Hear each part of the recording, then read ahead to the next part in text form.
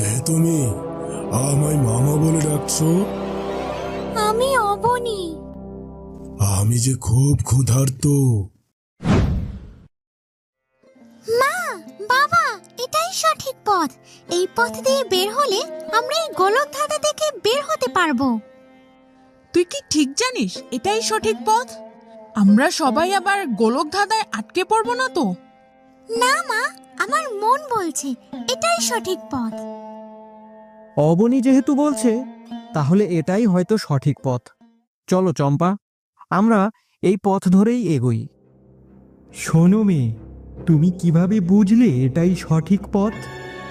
তুমি বলেছো এই পথে মিষ্টি ফল নেই, নেই সোনা। তুমি শূন্য, তার মানে এই পথ সঠিক, পথ বের হওয়ার জন্য। অন্য দুই রাস্তার গাছ বলেছে এক রাস্তায় মিষ্টি ফল আছে, আরেকটি বলেছে সোনায় মুড়িয়ে দিব, তার মানে সেগুলো ভুল রাস্তা। ভারী বুদ্ধিমতী তো তুমি। তোমার হাত সামনের দিকে বাড়াও তো।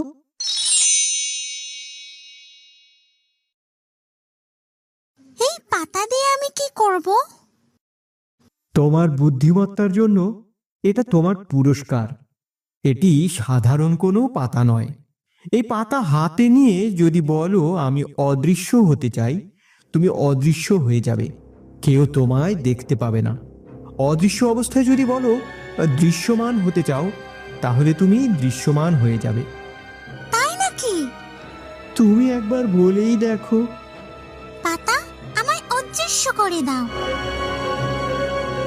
পাতা, আমায় দৃশ্যমান করো।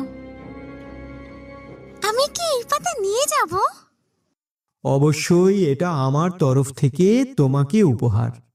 তোমরা এখন এই পথ দিয়ে হেঁটে যাও, তোমরা এই মায়ার জঙ্গল থেকে বেরিয়ে যেতে পারবে। তবে মনে রাখবে সত্যের পথিক, তুমি যদি সত্য হও তবে তুমি নিমিষেই পেরিয়ে যাবে এই মায়াজালের জঙ্গলখানি। এই দাদার মানে কি? এর উত্তর তো তোমাকেই খুঁজে বের করতে হবে।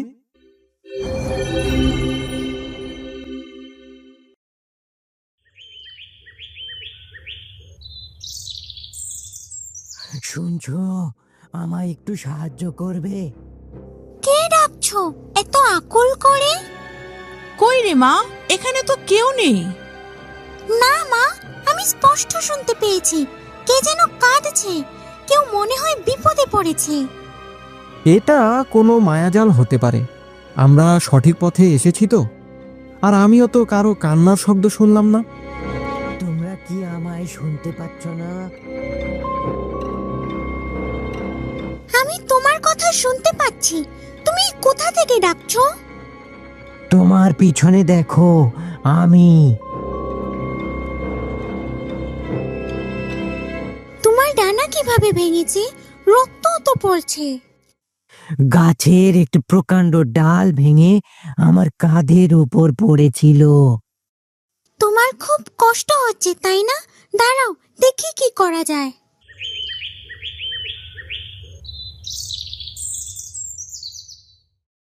এই পাতার রস লাগালে রক্ত পড়া বন্ধ হয়ে যাবে, আর ব্যথাও একটু কমবে তোমার। তুমি তো অনেক ভালো মেয়ে, আমার এতটা উপকার করলে তুমি। এই নাও মেয়ে, এটা আমার তরফ থেকে দেওয়া তোমাকে উপহার। তুমি আমার অনেক উপকার করেছো, এটা তারই পুরস্কার। এই পালক দিয়ে আমি কি করব? এই পালক দিয়ে তুমি আকাশে পাখির মতো উড়তে পারবে। পালক হাতে নিয়ে বলবে, পালক ধরো, মনকে ভরো, স্বপ্নের দেশ, জাদুর আলো। পালক, আমায় আকাশে নিয়ে চলো। এটা বললেই তুমি উড়তে পারবে। সত্যি আমি আকাশে উঠতে পারবো? হ্যাঁ গো মেয়ে, তুমি আমার আজ অনেক উপকার করলে।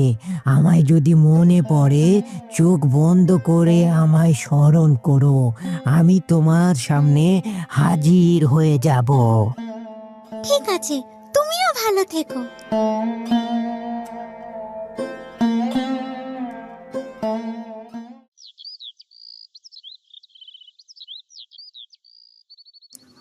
অবনী, সামনে তো নদী, যাব কিভাবে আমরা? জানি না মা। অবনী, পিছনে দেখো মা, কোনো রাস্তা নেই। আমরা যে রাস্তা দিয়ে হেঁটে এসেছি সেটিও এখন আর নেই। সামনে শুধু নদী। কিভাবে পার হব এই নদী? এখানে কেউ আছেন? আমাদের একটু সাহায্য করুন। এখানে মনে হয় কেউ নেই রে মা। তুমি কি আমাদের সাহায্য করতে পারবে? কি সাহায্য? আমাদের এই নদী দিয়ে পার করে দিবে। কিছু পেতে হলে কিছু যে দিতে হয়, তোমায় পার করে দিব। সেই বিনিময়ে তুমি আমায় কি দিবে বলে তো শুনি। আমার কাছে তো তেমন কিছু নেই, কি দিব? আছে আছে, তোমার কাছে আছে। আমি অনেক ক্ষুধার্ত। আমার ক্ষুধা নিবারণ করতে তোমার মা বাবাকে দিতে হবে যে। এটা কখনোই সম্ভব নয়। তুমি অন্য কিছু খেলে বলো। আমি মানুষ খাবো, আর মানুষ দিতে না পারলে আমি চলে যাচ্ছি। আস্তে আস্তে এই পুরো জায়গাটা অদৃশ্য হয়ে যাবে, তোমরা সবাই মারা যাবে। তাহলে তুমি আমাকে দিয়ে ক্ষুধা নিবারণ করো, ওদের দুইজনকে এই জঙ্গল থেকে বের হতে সাহায্য করো। আমার মাকেও খেও না। তুমি মানুষ খেতে চাও তো? আমিও মানুষ, আমায় খেতে পারো। আমার মা বাবার কোনো ক্ষতি করবে না। ঠিক আছে, তাহলে তোমাকেই খাবো। দাঁড়াও, আমার শর্ত আছে। কি শর্ত বলো তো শুনি। তুমি যেহেতু মানুষ খেতে চাও, বলা যায় না। আমায় খেয়ে ক্ষুধা নিবারণ না হলে আমার মা বাবাকে খেয়ে নিতে পারো। তুমি আমায় কথা দাও, তাদের কিছু করবে না। মা, তুই এসব কি বলছিস? আমরা তোর মৃত্যুতে জীবন চাই না। ভয় পেও না, আমি কাউকে খাবো না। অবনী, তুমি এই পরীক্ষায় উত্তীর্ণ হয়েছ। তুমি নিজের জীবনের বিনিময়ে বাবা মায়ের জীবন চেয়েছ। আমাকে সহজে বিশ্বাস করনি, আমাকে প্রতিজ্ঞা করাতে চাইলে। সত্যের পথিক আমি, সত্য হলে তুমি নিমিষেই পেরিয়ে যাবে এই মায়াজালের জঙ্গলখানি। গাছ আমায় এই ধাঁধা বলেছিল। ধাঁধার উত্তর কি তুমি? ধাঁধার উত্তর তো আমি নই, তোমার পরোপকারী মন। সবার কষ্টে ব্যতীত তুমি, তাই সত্যের পথিক হলাম আমি।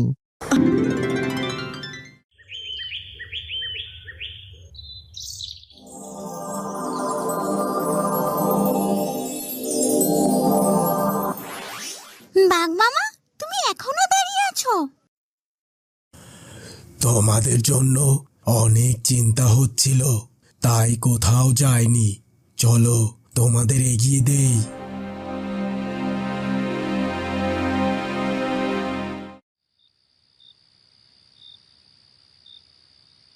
মারে, তুই না থাকলে আজ কি যে হতো।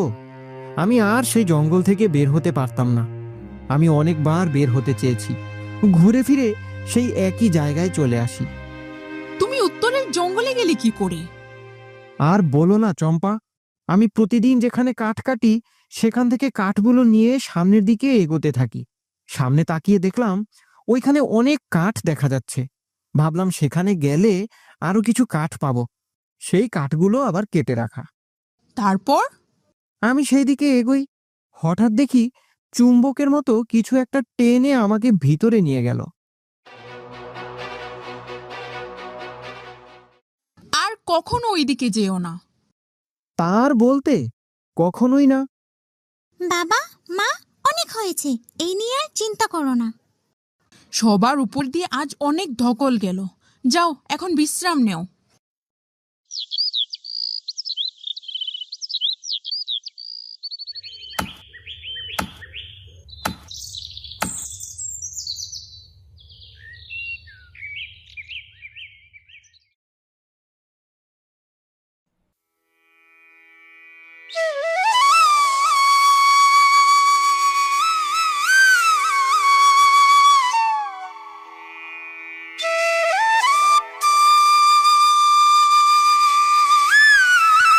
তোমার কোথায় কষ্ট হচ্ছে?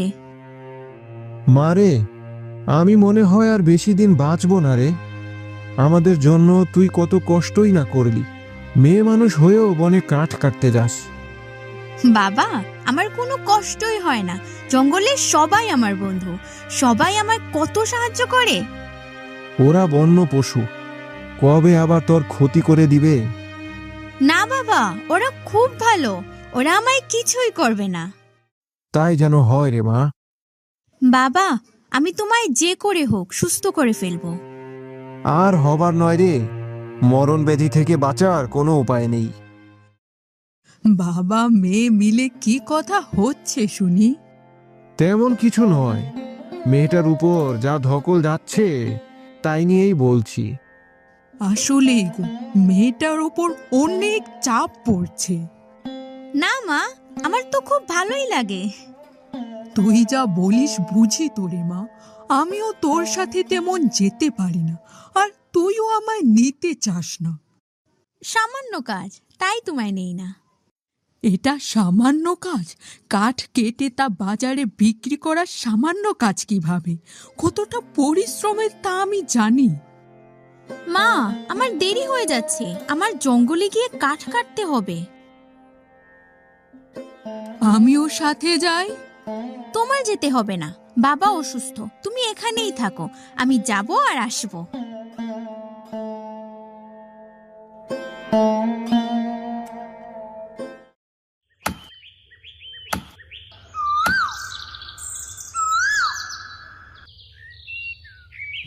বাবার এই কঠিন রোগ কিভাবে সারানো যায়?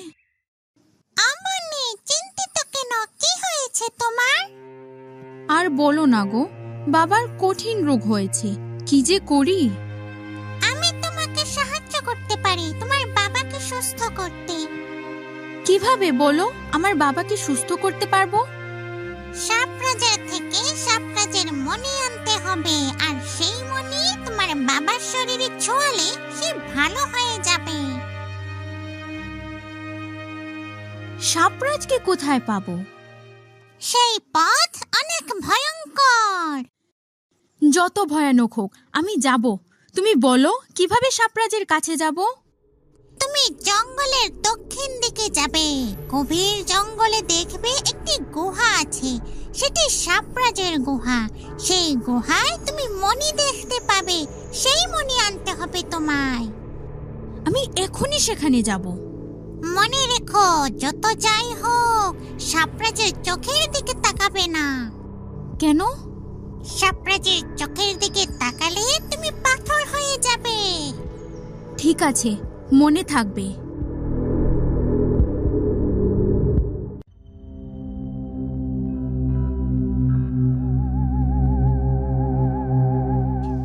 এতগুলো সাপের চোখ ফাঁকি দিয়ে আমি কিভাবে গুহায় ঢুকবো?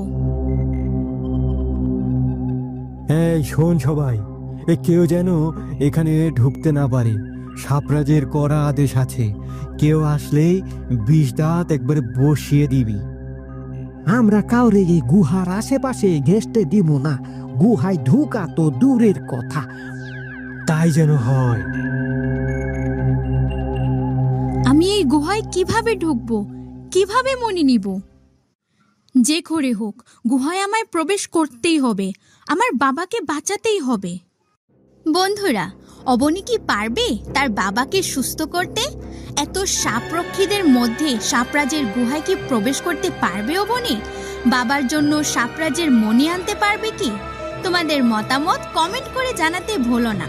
দেখা হচ্ছে পরবর্তী পর্বে। সেই পর্যন্ত সুস্থ থাকুন, ভালো থাকুন। আমাদের নিত্য নতুন ভিডিও সবার আগে পেতে আমাদের চ্যানেলটি সাবস্ক্রাইব করে আমাদের পাশেই থাকুন। ধন্যবাদ।